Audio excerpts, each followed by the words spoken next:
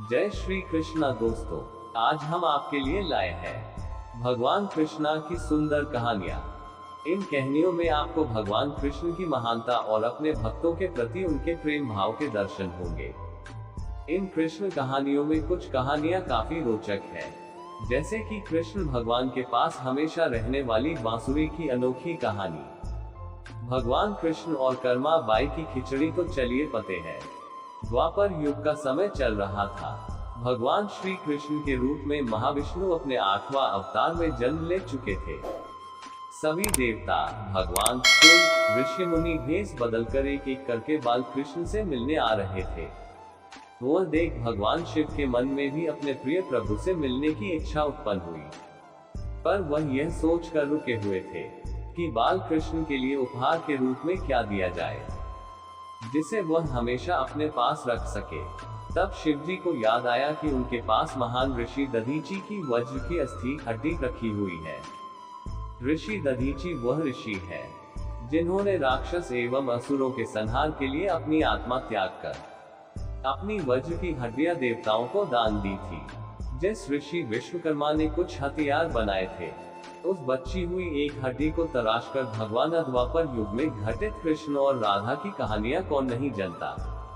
उस वक्त देवताओं में यह चर्चा थी कि राधा ही भगवान कृष्ण की सबसे बड़ी भक्त है, पर इस बात से एक व्यक्ति सहमत नहीं थे, और वह थे नारद मुनि। वह अपने आप को ही भगवान कृष्ण का सबसे बड़ा भक्त मानते थे, पर देवताओं में राधा रानी के विषय में चर्चा सुनकर उन्हें जलन महसूस होने लगी थी।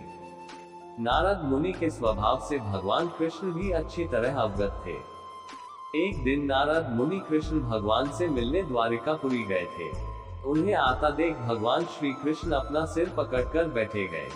मुनिवर ने उन्हें देखते ही पूछा, क्या हुआ प्रभु, आप यूं सिर पकड़कर क्यों बैठे हैं? उस पर द्वारिकाधीश ने उत्तर दिया, मुनिवर, आज हमें सिर में बहुत पीड़ा हो रही है। नारद बोले, तो प्रभु, इस पीड़ा को मिटने का क्या कोई उपाय है?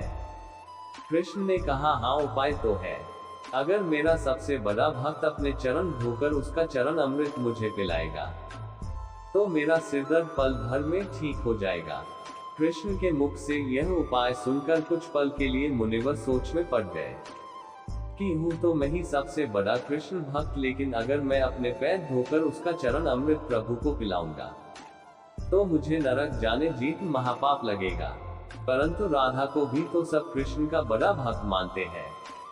इतना सोचने के बाद भगवान कृष्ण से आज्ञा लेकर नारद तुरंत राधा रानी के महल में जा पहुंचे और उन्हें प्रभु के सिर में हो रही पीड़ा एवं उसके उपाय के बारे में वृतांत सुनाया।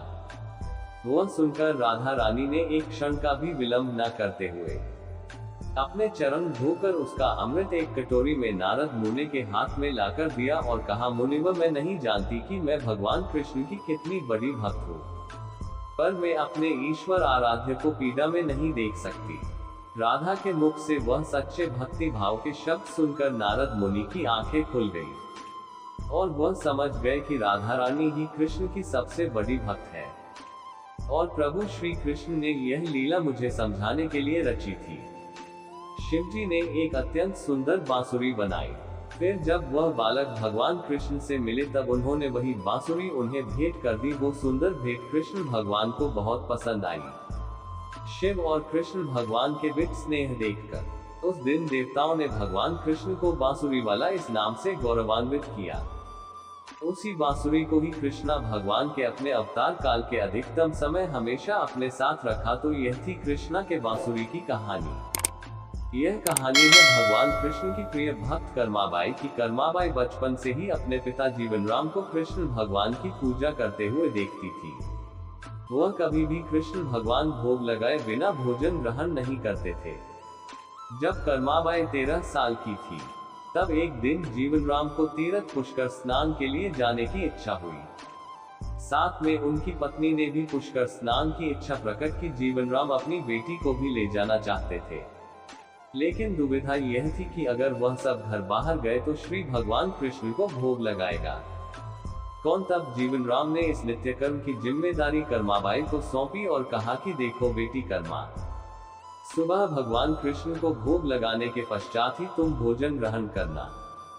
कर्मा ने भी अपने पिता की हाँ में हामी भर दी। अगले दिन सुबह कर्माबाई ने उठकर सबसे पहले गुड़ और घी डाल के बाजरे का खिचड़ा बनाया और भगवान कृष्ण की मूर्ति के सामने रख दिया और बोली, भगवान मैंने आपका भोग रख दिया है, आपको जब भूख लगे तब खा लेना, तब तक मैं घर के काम पूरे कर लेती हूँ।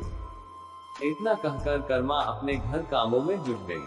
काम करते करते बीच बीच में आकार देखने पर जब कर्मा को ज्ञात हुआ कि भगवान ने अभी तक खिचड़ा नहीं खाया है, तब उसे संदेह हुआ कि शायद खिचड़ी में घी और गुड़ कम है, इसलिए भगवान कृष्ण भोजन ग्रहण नहीं कर रहे हैं।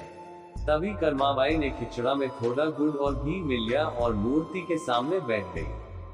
वह बोली, भगवान मेरे पिताजी जब खिलाते हैं तब तो आप खा लेते हो, तो अब क्यों नहीं खा रहे? और अभी तो पिताजी बाहर गए हैं, उन्हें आने में बहुत दिन लगेंगे, तब तक आपको भोग लगाने की जिम्मेदारी मुझे दी गई है, इसलिए जब तक आप भोजन नहीं खाएंगे मैं भी कुछ नहीं खाऊंगी। इस तरह जिद पर अड़ी नन्ही कर्मा की प्यारी बातों से कृष्ण भगवान का सिंहासन डोल गया और फिर मूर्ति में से आवाज आई, बेटी कर्मा तुमने पर्दा तो किया ही नहीं, तो मैं भोजन कैसे ग्रहण करूं? तब कर्माबाई ने मूर्ति के आगे अपनी चुनरी का पर्दा किया और कुछ ही समय में कृष्ण मूर्ति के सामने रखी खिचड़ी की थाली खाली हो गई। अब कर्मा रोज सुबह सबसे पहले कृष्णा को बाजरे का खिचड़ा खिलाती और बाद में खुद भोजन ग्रहण करती। कुछ दिनों बाद घर लौटने पर कर्मा के माँ बाप भी कृष्ण की लीला देखकर दंग रह गए। इस तरह कर्माबाई ईश्वर कृष्ण की निस्सीम भक्त बन गई। अपने जीवन के अंतिम दिनों में कर्माबाई भगवान जगन्नाथ की नगरी जगन्नाथपुरी में एक कुटिया में बस गई थी। वहां पर एक दिन कर्माबाई की कुटिया के सामने एक तेजस्वी कांति वाला बालक आया और उसने कर्माबाई से कहा, मुझे भूख लगी है माँ, खाना दो। उस वक्त भी कर्मा अपने भगवान कान्हा को खिचड़ा का भोग लगा रही थी। कर्मा ने उस बालक को भी खिचड़ा खिलाया। उसके बाद से वही बालक हर रोज कर्मा के हाथ का खिचड़ा खाने आता था। यह सिलसिला कई वर्षों तक चलता रहा। वह बालक कोई और नहीं, स्वयं जगन्नाथ भगवान थे, क्योंकि जिस दिन कर्माबाई देहांत हो गया उस दिन जगन्नाथ भगवान की मूर्ति की आंखों से आंसू बह रहे थे और उसी रात मंदिर के पुजारी के स्वप्न में जगन्नाथ भगवान आए और अपने दुखी होने का करना बताया कि उनकी परम प्रिय भक्त कर्माबाई गोलोक से धार गई है। मैं रोज सुबह उसके हाथ की खिचड़ी खाता था, अब मुझे खिचड़ी कौन खिलाएगा? अगले दिन से मंदिर के पुजारियों ने निर्णय लिया, भगवान को रोज बाजरे के खिचड़ा को भोग लगेगा और उस भोग का नाम दिया गया